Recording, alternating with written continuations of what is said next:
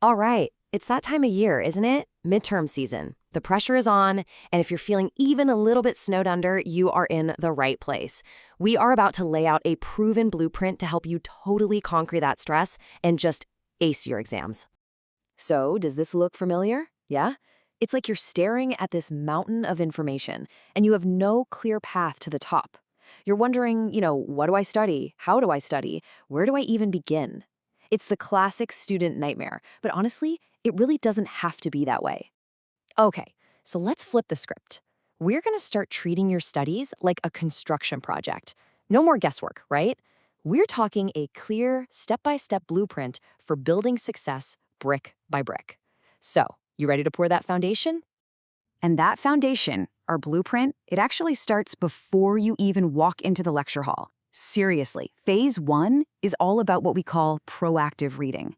This is where you stop just doing the reading and you turn it into a real active advantage. This is how you get ahead of the game.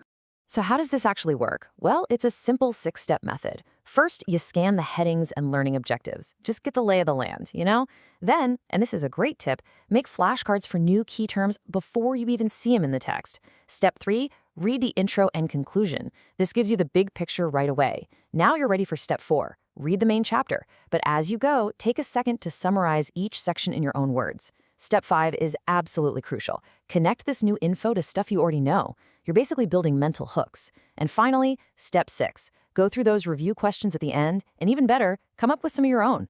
And what's the payoff for all of this prep work? Well, it's huge. You're not just reading anymore. You are priming your brain for the lecture.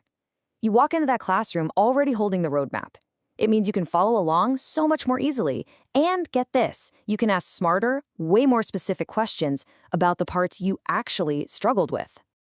All right, foundation's poured. Now we move on to phase 2 of the blueprint, what happens during the actual lecture.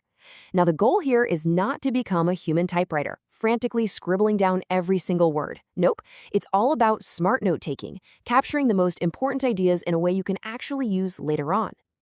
Now, there are a ton of ways you can do this, but we're going to focus on 3 really powerful methods.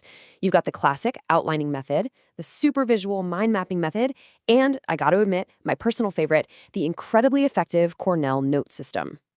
This little chart here is a great way to figure out which tool is right for you.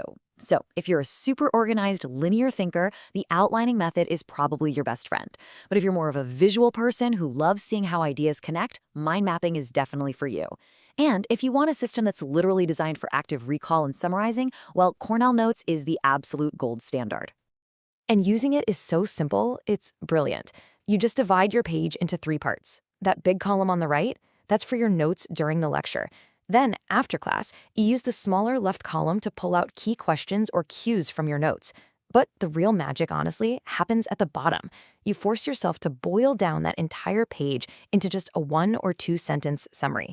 It's active learning in its purest form. Okay, so you've prepped before class, you've taken killer notes during it. What's next? Well, now we're at phase 3 of our blueprint. What happens after class? This is where we take all that information and we cement it, turning that short-term memory into long-term, rock-solid knowledge. And the single most important concept here is something called active recall. I want you to stop just rereading your notes and your highlights. That's passive. It doesn't do much. Instead, I want you to close the book, cover your notes, and actively try to pull the information from your brain. That simple act is like a diagnostic test. It shows you exactly what you know and, maybe more importantly, what you don't.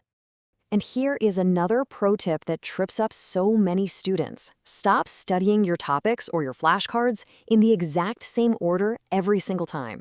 When you do that, your brain gets lazy, it starts remembering the pattern, not the actual information.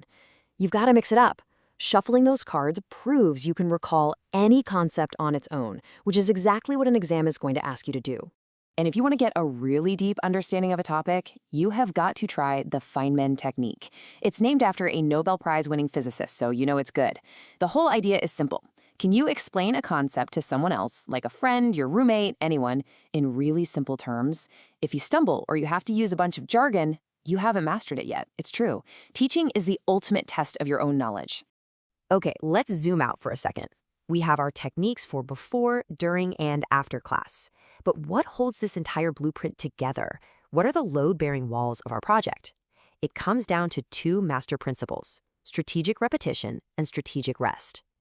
So take a look at this number, 70%. Kind of shocking, right? Just sitting there by itself. What do you think that represents?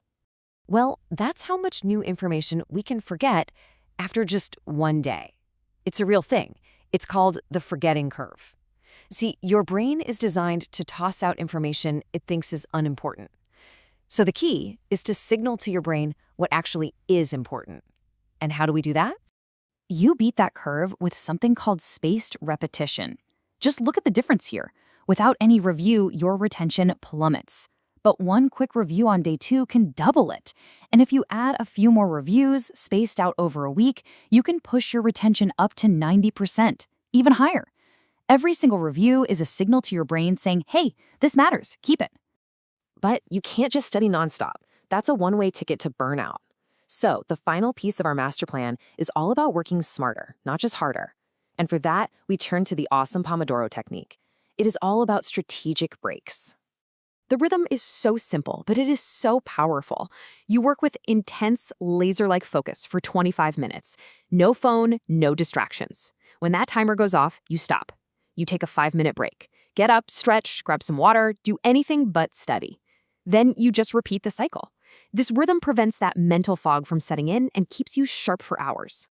So there you have it. That is the complete blueprint for academic success. From proactive reading and smart note-taking to powerful studying and, of course, that master plan of repetition and rest. But remember, a blueprint is just a piece of paper until you start building. So my question for you is, which one of these tools are you going to add to your blueprint first?